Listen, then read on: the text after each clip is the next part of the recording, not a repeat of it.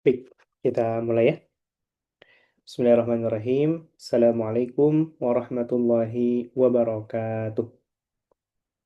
Waalaikumsalam warahmatullahi wabarakatuh. Alhamdulillah, alhamdulillahilladzi arsala rasulahu bil huda wa dinil haqq liyudhhirahu 'ala ad-dini kullih wa kafa billahi syahida. Wa asyhadu an la ilaha illallah wahdahu la syarikalah wa asyhadu anna Muhammadan abduhu wa rasuluhu la nabiyya wa la rasula ba'dah. Alhamdulillah, Bapak dan Ibu yang dimuliakan Allah Subhanahu wa taala, pertama-tama marilah kita senantiasa bersyukur kepada Allah atas segala karunia nikmat yang telah Allah berikan, Allah limpahkan kepada kita semua. Salawat dan salam semoga selalu tercurah limpahkan kepada junjungan kita yakni Habibana wa Nabiyana Muhammad sallallahu alaihi wasallam, kepada para keluarganya, para sahabat, tabi'in, tabi'ut tabi'in, dan juga semoga sampai kepada kita selaku pemegang risalahnya ila yaumil qiyamah. Amin, Allahumma amin. Baik, supaya menambah keberkahan di pertemuan kita pada malam hari ini, kita awali dengan bersama-sama membaca basmalah dan juga doa sebelum belajar ya. Ta'uz basmalah. A'udzu billahi minasyaitonir rajim. Bismillahirrahmanirrahim. Rabbi zidna ilma warzuqna fahma birahmatika ya arhamar rahimin. Rabbi shrah li sadri wa yassir li amri wahlul 'uqdatam min lisani yafqahu qawli. Baik, bismillah ya. Kita lanjutkan ke ayat 31. Bismillahirrahmanirrahim. Nah, ini masih melanjutkan mengenai kisah ketika Allah Subhanahu wa taala mengabarkan kepada para malaikat bahwasanya dia akan menjadikan seorang khalifah. Khalifah itu adalah pengganti. Makanya disebutkan Nabi Adam itu dan juga para khalifah berikutnya itu disebut dengan khalifatullah fil ard, penggantinya Allah di dunia. Nah, di mana di sini malaikat tuh bertanya bukan untuk menyanggah, bertanya bukan untuk tidak taat, tapi bertanya sebagai bentuk keingintahuan ya. Karena mereka sudah melihat bagaimana penciptaan bangsa jin dan pada akhirnya bangsa jin tersebut ketika hidup di dunia membawa membawa ini pertumpahan darah ya, peperangan dan lain sebagainya. Hingga Allah gantikan dengan manusia. Jadi setelah 2000 tahun dikuasai oleh bangsa jin di dunia ini, akhirnya digantikan oleh Allah Subhanahu wa taala dengan manusia. Dan manusia pertama yang diciptakan oleh Allah adalah Adam alaihi salam. Kalau dalam pemahaman Islam gitu, kita hanya mengenal bahwa yang diciptakan oleh Allah dari tulang rusuk Nabi Adam itu adalah namanya siapa? Hawa. Nanti dalam ini bukan dalam kisah Islam ya, dalam kisah yang lain. Kalau nggak salah Yahudi. Jadi kalau Hawa itu terbuat dari tulang rusuk, makanya nurut ya, nurut sebagai seorang istri. Nah, sedangkan ada yang diciptakan sama seperti Adam, namanya Lilith ya. Tapi itu dalam pemahaman di luar Islam. Yang mana Lilith ini merasa setara dengan Adam, makanya nggak mau nurut kepada Nabi Nabi Adam. Makanya kalau ada istri yang ingkar kepada suaminya, boleh jadi keturunan siapa? Keturunan Lilit. ah keturunan Lilith kayak gitu ya. Tapi kalau dalam eh, perspektif Islam yang dikaji di dalam kitab-kitab nggak ada sama sekali yang menyampaikan bahwa ada yang disebut dengan Lilith ya, yang diciptakan sama seperti Nabi Adam alaihi salam. Nah, maka ketika para malaikat bertanya-tanya kepada Allah Subhanahu wa taala, Ya, dengan satu pertanyaan, qalu ataj'alu fiha may yufsidu fiha wa yasfikud dima. Ya. Jadi di sini malaikat itu merasa lebih pantas untuk memimpin di muka bumi ini disebabkan eh, mereka udah tahu melihat dari bangsa jin sebelumnya, kenapa engkau menciptakan satu makhluk yang dia itu akan melakukan kerusakan dan menumpahkan darah. Kenapa malaikat bisa berkata seperti ini? Karena melihat apa yang terjadi pada bangsa jin. Sedangkan mereka membandingkannya dengan diri mereka, wa nahnu nusabbihu bihamdika wa nuqaddisu lak. Sedangkan kami ya termasuk orang yang senantiasa apa? Senantiasa bertasbih, ya, bertahmid, ya, dan mengingat Allah Subhanahu wa taala. Namun sekali lagi Allah Subhanahu wa taala menegaskan kepada kita semua, ini a'lamu ma la ta'lamun.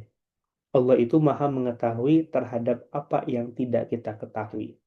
Maka begini, sebetulnya sampai hari ini gitu ya, Ustadz itu selalu meyakini bahwa tidak ada yang sebetulnya takdir buruk. Yang ada kitalah yang mencapnya buruk. Coba Ustadz pengen tanya kepada Bapak dan Ibu, pernah nggak kita awalnya merasa merasa kecewa akan sesuatu, tapi setelah beberapa waktu kemudian kita bersyukur akan sesuatu tersebut? Pernah? Pernah Ustadz. Oke, apa itu? Ya kayak apa ya? Dikasih sesuatu yang awalnya kok kayaknya berat, ternyata pas sudah sejalan itu kelihatannya oh itu mungkin yang terbaik gitu loh. Ah, Dapat hikmahnya. ya. Betul. Jadi, Ustaz tuh selalu meyakini ketika Allah Subhanahu wa taala menimpakan satu musibah kepada kita, Allah ingin menjaga kita dari musibah yang lebih besar. Maka yang harus kita pahami itu adalah kita harus senantiasa berhusnuzon kepada Allah Subhanahu wa taala. Kalau Ustaz tuh katakan begini, kalau misalkan kita kan suka minta ya Allah adil, ya. Kalau Allah itu berbuat adil sesuai dengan perspektif manusia dalam berbuat adil, maka kita semua pasti akan mati.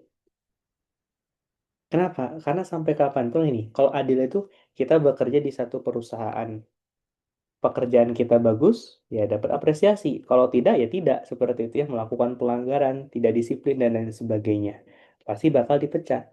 Nah, maka kalau kita adil dalam perspektif manusia, contoh, ketika kita lalai nih dalam beribadah kepadanya, mudah bagi Allah untuk mencabut nyawa kita. Mudah bagi Allah untuk menyengsarakan kita. Mudah bagi Allah untuk mengambil nikmatnya dari kita. Entah itu nikmat penglihatan, entah itu nikmat pendengaran, entah itu nikmat lisan, kayak gitu ya, dan juga nikmat-nikmat yang lainnya. Namun, yang dimaksud adilnya Allah itu adalah di dalam salah satu hadis kutsinya Allah Subhanahu wa taala berfirman, eh, jadi bahwa inna rahmati taglibu ghadabi. Sesungguhnya rahmatku itu mengalahkan murkaku. Jadi rahmatnya Allah itu mengalahkan murkanya. Mudah bagi Allah itu untuk membinasakan kita. Mudah bagi Allah itu untuk menghancurkan kita. Gitu ya. Tapi Allah tidak memilih untuk itu. Allah masih memberikan kesempatan kepada kita semua untuk bisa bertobat, untuk bisa berbenah menjadi lebih baik lagi. Coba kita lihat hari ini. Bunda-bunda Solihah ada yang terjun langsung nggak ke Sumatera? Nggak ada ya? Atau mungkin ada saudaranya yang terjun langsung? Nggak ada? Ustaz sebetulnya kalau apa bisa ambil cuti gitu ya, Ustaz mau ambil cuti ke sana 14 hari karena ada beberapa yang menawarkan kayak gitu ya. Ada beberapa yang menawarkan seperti itu. Nah, dan beberapa sahabat kami yang di sana itu betul-betul sahabat semua. Sehampir berapa? Hampir 1 bulan ini gitu ya. Itu akses itu betul-betul nggak merata, ya. Betul-betul nggak merata dan pada faktanya gitu ya, camp-camp bantuan itu baru ada ketika presiden itu mau datang. Coba terbayang. Kita lihat tidak ditetapkan sebagai status bencana nasional. Dibantu sama apa negara tetangga juga nggak mau kayak gitu ya. Nah itu kan sebetulnya begini, di dalam Islam kita itu belajar sebetulnya nggak ada yang disebut dengan bencana nasional. Karena ketika ada satu bencana, itu wajib untuk ditangani oleh pemerintah. Ya gitu.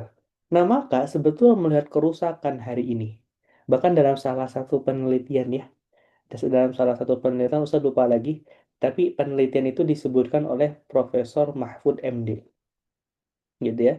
Nah, beliau itu mengatakan, andai di Indonesia itu, ya, sektor pertambangan saja dibersihkan dari yang namanya korupsi, ya, pertambangan saja, belum yang lainnya, ya. Pertambangan saja dibersihkan dari yang namanya korupsi, maka setiap orang itu mendapatkan 20 juta setiap bulan berkelanjutan. Nah, bunda-bunda soleh kira-kira enak nggak 20 juta sebulan? Nggak ngapa-ngapain contohnya kayak gitu. Enak? Enak ya? Kayak gitu. Nah, maka dari itu, eh, kalau kita lihat adilnya Allah, mungkin kita semua hari ini sudah binasa. Coba seberapa banyak, seberapa sering kita mungkin pernah terlambat bangun subuhnya, seberapa sering kita mungkin pernah terlambat ibadahnya, mengakhirkan waktu ibadahnya, tapi pada saat itu pula Allah masih memberikan nikmatnya kepada kita semua.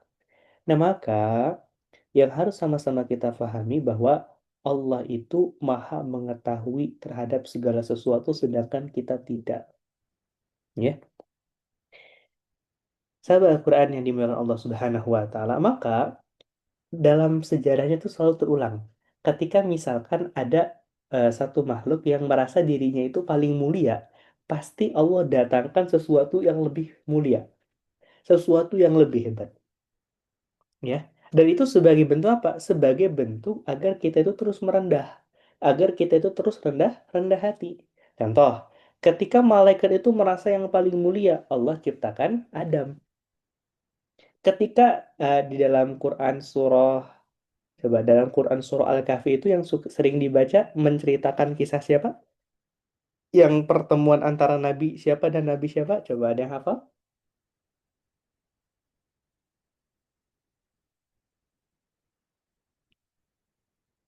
Coba Ibu Uci nih yang biasa baca. Baca aja Ustadz, tapi belum sempat lihat terjemahannya. Nabi Musa dan juga Nabi Khidir. Kayak gitu ya. Jadi sebelum bertemu dengan Nabi Khidir, Nabi Musa itu merasa ini kayaknya aku deh makhluk Allah yang paling pintar di alam di muka bumi ini gitu ya. Hingga kata Allah, ada yang lebih hebat daripada kamu namanya Khidir. Kayak gitu. Lalu tadi membuat, ayo kamu merendah. Di atas langit ada langit seperti itu. Jangan pernah merasa nih, karena kita itu hanya makhluk yang terbatas. Nah, maka di sini ya dilanjutkan pada 31 sebetulnya ayat ini masih ada sangkut pautnya dengan bukan sangkut paut lagi ya, sangat erat dengan pembahasan Qisasul Anbiya ya, tentang sejarah Nabi Adam alaihissalam. Nah, maka Allah Subhanahu wa taala pertama kali ya mengajarkan tentang nama-nama seperti nama batu, kemudian nama benda-benda yang ada di bumi itu pertama kali kepada Adam. Sehingga ya wa 'allama Adam al-asma'a kullaha tsumma 'aradahum 'alal malaikati faqala anbi'uni bi asma'i haula'i in kuntum shadiqin. Allah mengajarkan nama-nama tersebut kepada Adam, kemudian Allah bertanya kepada para malaikat kayak gitu ya. Coba sebutkan kalau memang kalian itu adalah orang-orang apa? Kalau memang kalian itu betul-betul yang paling memahami kayak gitu ya. Jadi eh Allah menantang kepada para malaikat, ambiuni, kabarkanlah kepadaku. Aku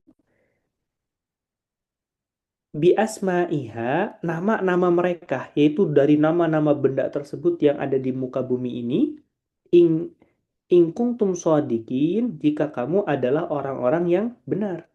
Maksud benar di sini bukan benar dan sesat, bukan. Yang maksud di sini adalah bahwa engkau itu lebih tahu daripada makhluk-makhluk yang kuciptakan yang lainnya, termasuk makhluk yang bernama manusia. Yang ketika itu manusia pertama adalah Adam alaihi alaihissalam. Nah, maka ketika ada orang yang hari ini mengatakan itu Islam itu sesuai lagi dengan zaman hari ini, Islam sudah zaman dan sebagainya, itu sesuatu yang sangat apa ya? Sesuatu yang sangat bertentangan. Karena Islam ini akan senantiasa relate dalam ya gitu ya, sampai akhir zaman. Bapak Ibu yang dicintai Allah Subhanahu wa taala. Maka malaikat mengetahui bahwa malaikat itu tidak bisa menyebutkan nama benda-benda yang tadi disebutkan, maka malaikat mengatakan qalu, kata subhan ma 'allamtana.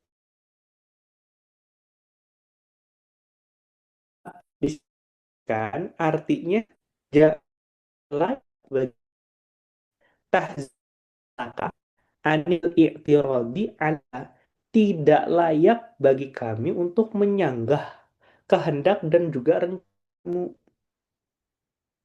ya, tak layak gitu. Itu menyadarkan mereka gitu ya, menyadarkan mereka. Nama dimuliakan Allah Ta'ala, la ilma la lana illa ma tanah, ya. Tidaklah Ustaz, kepada suaranya kami putus-putus, Ustaz. Maaf. suaranya putus-putus ya. Sekarang masih Iya, putus-putus enggak? agak. Lain sama putus-putus? Masih sih, Ustaz. Masih Ustadz, masih putus-putus. Oke, bentar. Padahal Hujan ya, normal lagi aja. hujan. Enggak juga, Ibu. Selesai Hmm. hujan. Oke, sekarang udah jelas belum? Sudah, Iya, sudah jelas, sudah. Ustaz. Oke. Terakhir yang terdengar sampai mana?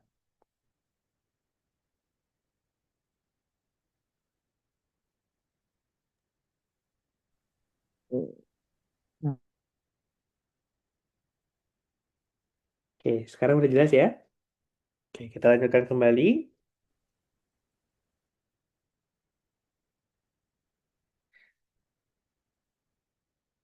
La ilma lana illa ma'allamtana.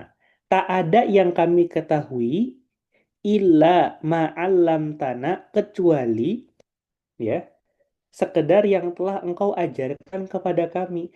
Jadi sesungguhnya ketika kita pertama kali hadir ke dunia ini, kita tuh dalam kondisi bodoh, dalam kondisi yang tidak memahami sesuatu hingga Allah mengajarkan kita, ya. Malaikat pertama kali diciptakan tidak apapun. Begitupun manusia dimuliakan Allah. Kita kan apa?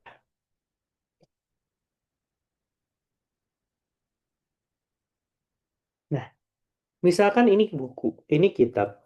Ketika Ustadz melihat kitab ini, dilihat terus, Ustadz juga nggak akan pernah tahu ini apa. Sampai Ustadz mendapatkan informasi, oh ini yang disebut dengan buku. Gitu. Maka kita pun demikian. Kalau tidak ada yang mengajarkannya pertama kali kepada kita, maka sampai hari ini pun kita nggak mengenal apapun yang ada di alam semesta ini. Jadi jangan pernah kita itu durhaka kepada zat yang telah mengajarkan segala sesuatu kepada kita. Dengan mengatakan nggak layak, udah nggak sesuai dengan zaman. Padahal kita itu umurnya nggak lama. Sedangkan Allah itu zat yang sudah ada, bersifat ajali, tidak bermula dan tidak berakhir. Maka salah satu bentuk kesombongan terbesar orang di muka bumi ini adalah ketika dia tidak percaya terhadap syariahnya Allah. Ketika dia tidak percaya terhadap agama, memang saya bisa katakan, orang yang nggak percaya terhadap hukum agamanya untuk apa beragama? Ya, kalau agama itu hanya sekedar diucapkan tapi tidak diamalkan, untuk apa? Sama seperti kita pergi ke apotek, membeli obat, hanya dibaca tapi nggak diamalkan, nggak ada pengaruhnya. Nggak mendapatkan khasiat apapun dari obat tersebut karena tidak diamalkan, tidak dikonsumsi. Ya, Bapak Ibu yang dicintai dan dimuliakan Allah Subhanahu wa taala. Jadi, pada awalnya konsep kita itu adalah la ilma lana illa ma 'allamtana. Kita itu tidak mengetahui kecuali apa yang telah Allah ajarkan kepada kita. Nah, maka Ustadz pun nitip pesan gitu ya kepada guru-guru yang dulu sudah mengajarkan kita dari tidak paham menjadi paham, tidak bisa menjadi, selalu doakan mereka. Terutama guru-guru yang mungkin dulu pertama kali mengajarkan kepada kita Al-Quran gitu ya. Sempatkan untuk bersilaturahmi ke rumah mereka. Sempatkan untuk mendoakan mereka. Gitu ya. Seperti itu. Karena kita pun nggak ada sampai titik ini kalau kita tidak diajarkan oleh mereka. Oh, kan Ustadz, ilmu itu milik Allah. Iya, ilmu itu milik Allah. Tapi kalau tidak ada yang menyampaikannya kepada kita melalui manusia, bagaimana kita bisa memahami? Di dalam kitab-kitab para ulama itu dijelaskan, sungguh guru itu lebih mulia dibandingkan orang tua. Kenapa? Karena guru itu guru kita itu menjaga hati kita, sedangkan orang tua kita itu menjaga jasad kita. Suaranya masih jelas atau putus-putus? Putus-putus lagi Ustadz. Oke, sekarang udah jelas lagi? Sudah. Oke, coba Ustaz pindah lokasi nih kayaknya. Bentar. Lebih dekat ke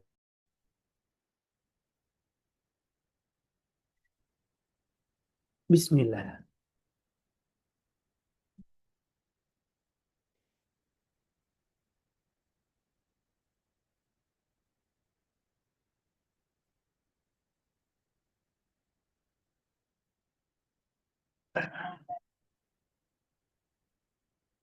Bismillah ya.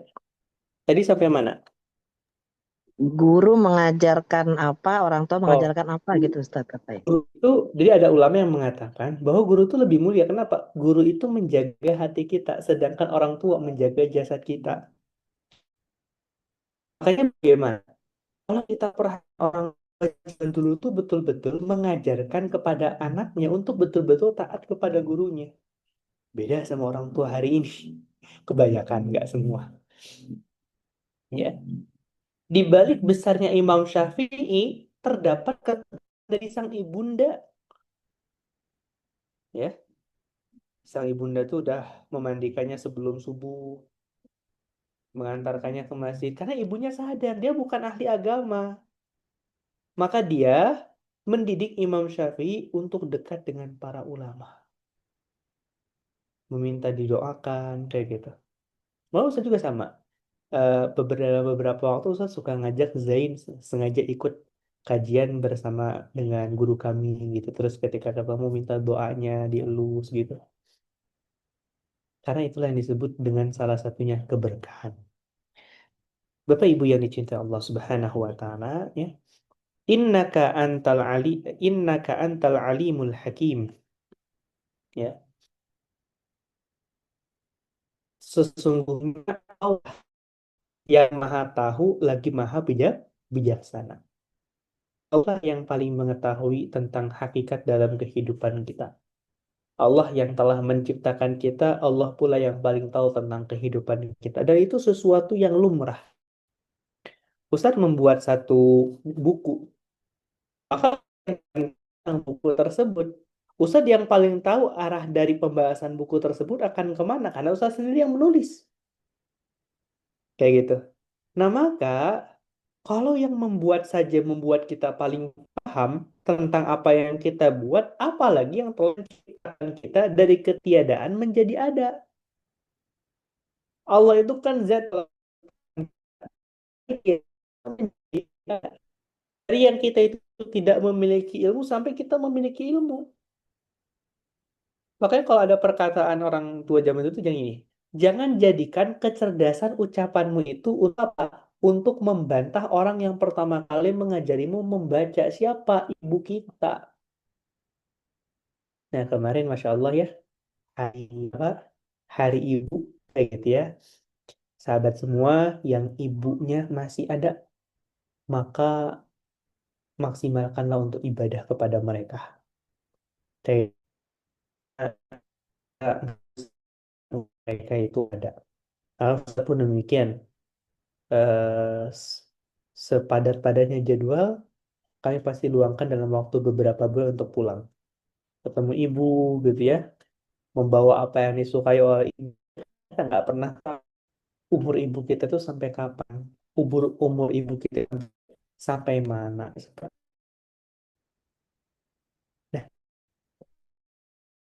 Bapak Ibu yang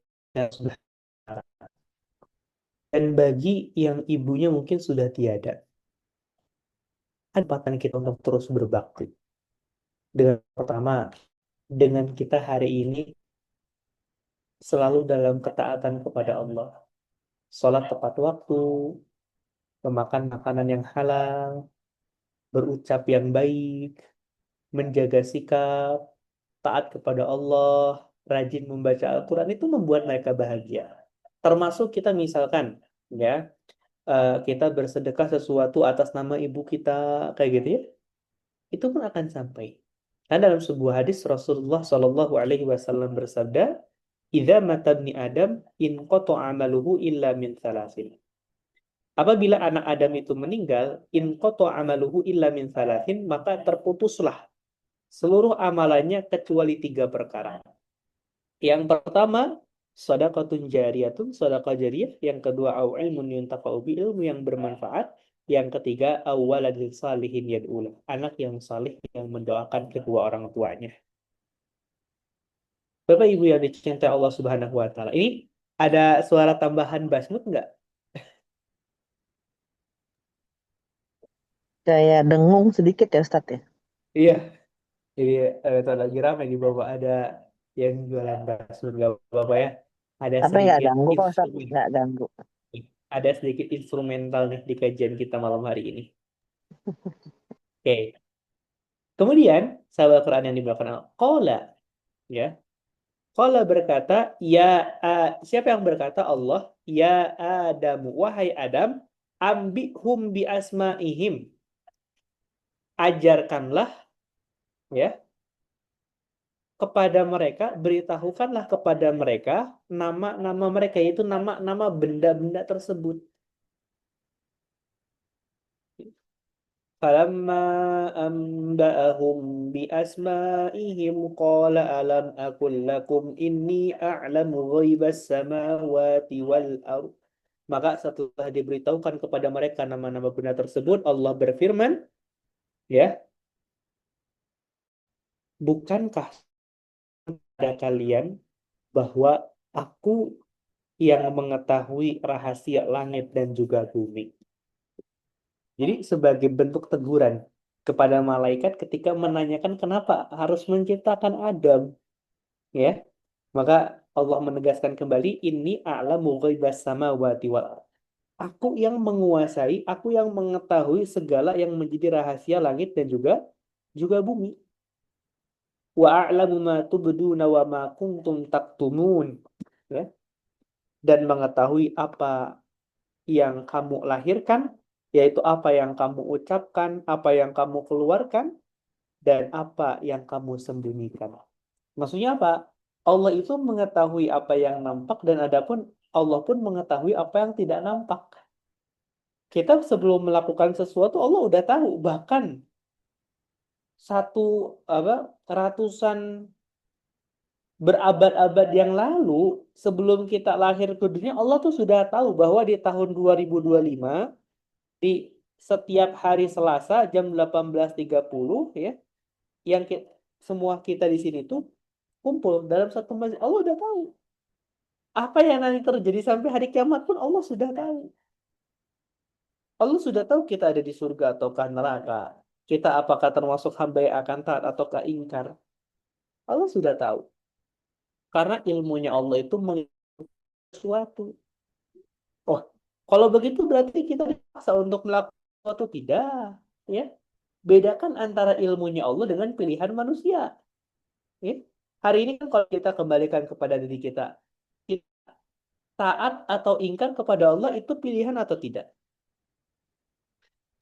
Pilihan Ustadz. Pilihan. Kita apa namanya tuh? Rajin membaca, kita melaksanakan sholat atau tidak itu pilihan. Dan itulah yang kelak akan dimintai pertanggungjawaban di Allah Subhanahu wa taala. Bapak Ibu yang dicintai Allah Subhanahu wa taala, maka, ya, wa idh qulna, ya, dan ketika dikatakan lil malaikati kepada malaikat, usjudu, sujudlah kalian li Adama kepada Nabi Adam. Perlu kita ingat kembali bahwa sujud di sini bukan sujud penghambaan, tapi sujud sebagai penghormatan karena itu diperintahkan oleh Allah Subhanahu wa taala. Fasajadu maka illa iblis kecuali iblis. Aba wastakbara wa kana minal kafirin. Ya. Ia enggan dan menyombongkan diri dan mengatakan bahwa dirinya lebih mulia daripada Adam. Maka iblis termasuk wastakbara, sombong, wa kana minal kafirin, itu bagian dari orang-orang kafir. Maka hati-hati. Ketika kita merasa diri kita sudah berilmu, ketika kita merasa diri kita sudah lebih baik dibandingkan orang lain, maka disitulah awal kejatuhan kita. Ya. Jadi gini, jangan pernah memandang diri kita itu lebih mulia dibandingkan siapapun. Ustaz, boleh dicatat sahabat Al-Quran ya. Kalau kita bertemu dengan orang yang lebih muda dari kita, maka selalu tanamkan perasaan dosanya nggak sebanyak kita. Kalau kita bertemu dengan orang yang umurnya jauh di atas kita, maka kita selalu berhusnuzon kepada Allah, pahalanya lebih banyak dia dibandingkan. Kita punya pola seperti itu, kita sama sekali tidak akan merendahkan manusia. Kita akan menganggap diri kita itu lebih mulia dibandingkan siapapun. Karena siapa kita?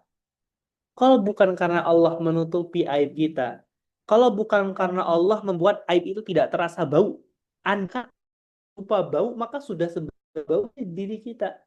Tapi Allah menutupi itu. Ya. Nah, ini putus-putus lagi ya.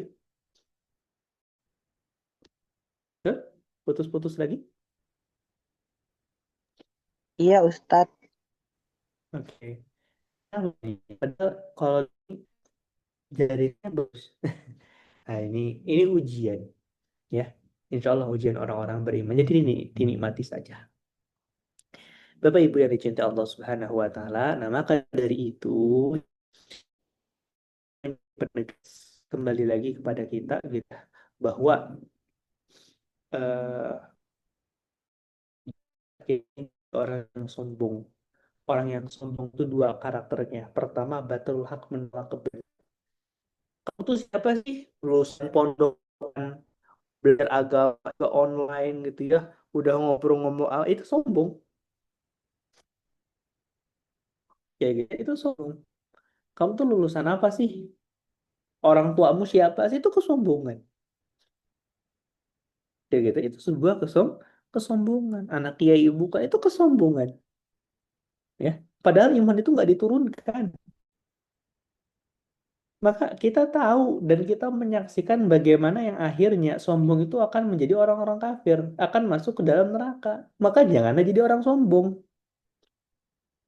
Iblis sombong ini secara ini ya, guyon saja. Iblis itu sombong pernah merasakan surga. Lah kita belum merasakan surga aja belum sombong, gimana kita mau masuk surga? Kan iblis itu diusir dari surga salah satunya karena sombong. Ya, Bapak Ibu yang dicintai dan dimuliakan Allah Subhanahu wa taala, maka eh, jangan jadi gini. Bapak Ibu coba naik ke gunung atau naik ke bukit, ke dataran tinggi terus melihat manusia sedang beraktivitas. Naik ke gedung aja kalau sulit menemukan itu. Naik ke gedung, kemudian kita menyaksikan bagaimana manusia. Nah itu kita tuh sekecil itu. Lantas apa yang kita sombongkan? Lantas apa yang kita banggakan seperti itu? Di hadapan Zat yang maha sempurna, di hadapan Zat yang maha kuasa. Nah maka dari itu, eh, Bapak Ibu yang dicintai Allah Subhanahu wa taala, kesimpulan pada majelis kita di malam hari ini menjelaskan bahwa sesungguhnya Allah itu mengetahui tentang sesuatu yang gaib, mengetahui apa yang tidak kita ketahui, dan kita harus sadar bahwa ilmu kita itu terbatas. Ya, ilmu kita itu terbatas. Sedangkan Allah tahu. Maka selalu yakini apa yang telah Allah takdirkan kepada kita itulah yang terbaik. Karena Allah memiliki masa depan sedangkan kita tidak. Dengan memiliki ilmu seperti ini, yang akan menjadikan kita mudah untuk senantiasa berhusnuzon kepada Allah Subhanahu wa taala, ya. Wallahu a'lam bishawab. Insyaallah nanti pertemuan berikutnya kita akan lanjutkan ke ayat 35. Oke, selanjutnya saya persilakan barangkali ada yang mau ditanyakan dulu atau mau didiskusikan, tafadhol masykur.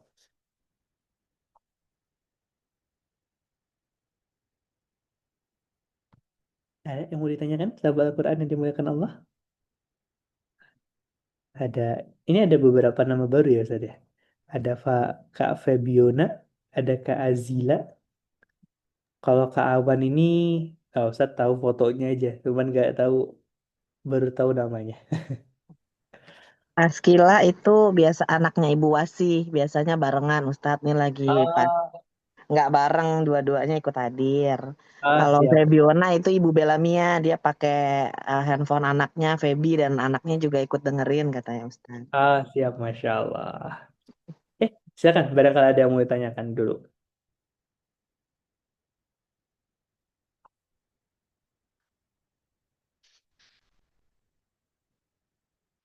Oke, sudah jelas? Oke, kalau udah jelas ya, berarti kita mungkin cukupkan dulu ya untuk pertemuan kita di malam hari ini. Insya Allah Ustadz, nanti kita... maaf boleh nanya Ustadz, Boleh, Ibu. ini terkait sebenarnya sih masa lalu lah ya Ustadz ya. Jadi waktu itu kan almarhum Mama tuh kan suka berpikir kalau dia tuh bisa apa pilihan dia tuh selalu yang baik gitu loh buat anak gitu kan. Iya.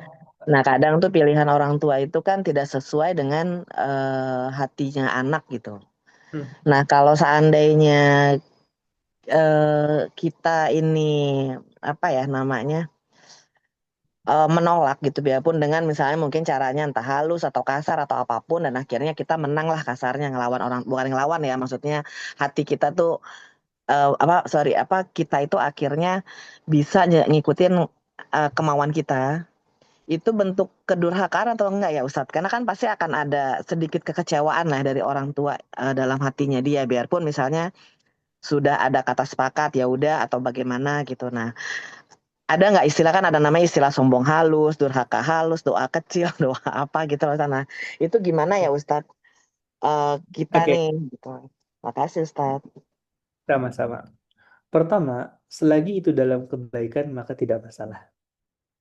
Ya, adanya perdebatan dan lain sebagainya itu menunjukkan bahwa memang di dalam dua manusia yang berbeda itu pasti memiliki perbedaan dalam memandang sesuatu. Kemarin ada salah satu murid kami dari Bekasi juga Ibu, dekat kayak dari daerah Ibu. Cuman ketika Ustadz sebutkan daerah Ibu tuh Ustadz lupa nama daerahnya apa gitu.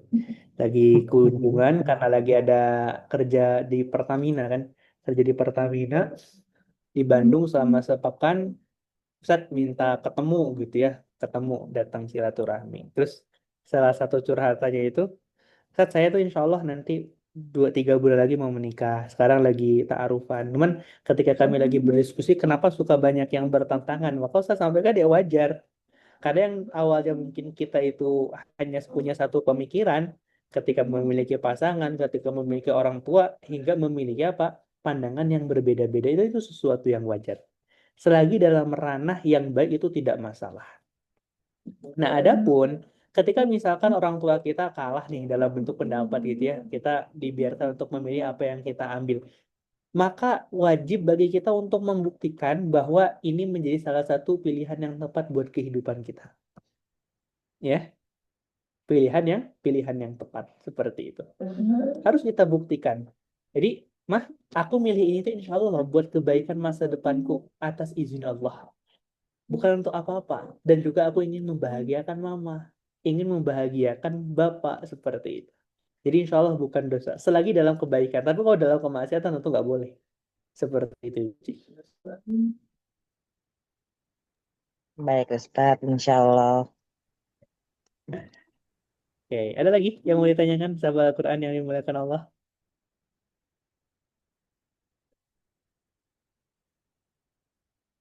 Oke, ini kalau tidak ada yang tanyakan ya, berarti kita coba dulu untuk pertemuan kita di malam hari ini. Insya Allah nanti di hari Jumat ya, kita sama-sama refleksi akhir tahun ya, muhasabah akhir tahun, dan kita sama-sama berdoa semoga tahun depan bisa lebih baik lagi, lebih mulia lagi. Namun Ustadz tidak bosan-bosan untuk mengingatkan kita sebentar lagi bulan Ramadan, sahabat Al-Quran. Siapa yang tidak dapat memenangkan bulan Rajab, maka dia tidak akan pernah bisa memenangkan bulan Ramadan. Jadi orang yang akan memenangkan Ramadan, dia yang sudah maksimal 2 bulan sebelum. Maka yuk mulai persiapan. Tidak akhir Ramadan kita dengan sesuatu yang harusnya nggak seperti itu. Misalkan tersibukkan dengan beli baju lebaran, beli kue, dan lain sebagainya. Kita fokus bahwa nanti di bulan Ramadan ada malam yang lebih baik dibandingkan ibadah 1.000 bulan. Ya, 1.000 bulan itu kan kalau dijabarkan kurang lebih ibadah selama 80 tahun. Nah, maka yuk kita sama-sama kejar dan kita sudah mulai persiapan dari bulan ini. Beberapa udah ada yang menyampaikan tentang resolusi di 2026. Saya doakan, saya nggak sebutkan namanya gitu ya, sebagai bentuk privacy. Nah, saya doakan semoga yang kita canangkan sudah kita resolusikan, dimudahkan, dilancarkan oleh Allah Subhanahu wa Ta'ala. Amin ya Allah Rabbal Alamin. Baik, Bapak Ibu yang dicintai Allah, mungkin kita cukupkan dulu untuk pertemuan kita di malam hari ini dengan bersama-sama mengucapkan hamdalah, alhamdulillahirabbil alamin, Amin. astagfirullahaladzim, dan juga doa Astagfirullah. kafaratul majlis, subhanakallahumma wa bihamdika, asyhadu an la ilaha illa anta, astaghfiruka wa atubu ilaik. Wa Billahi atubu taufiq wal ilaihi. hidayah. Wassalamualaikum warahmatullahi wabarakatuh. Waalaikumsalam Waalaikumsalam warahmatullahi warahmatullahi wabarakatuh. wabarakatuh. Makasih Terima Pak kasih, Ya, Ustaz. Ustadz. Waalaikumsalam Ustadz. Sehat-sehat. Dadah. Afwan.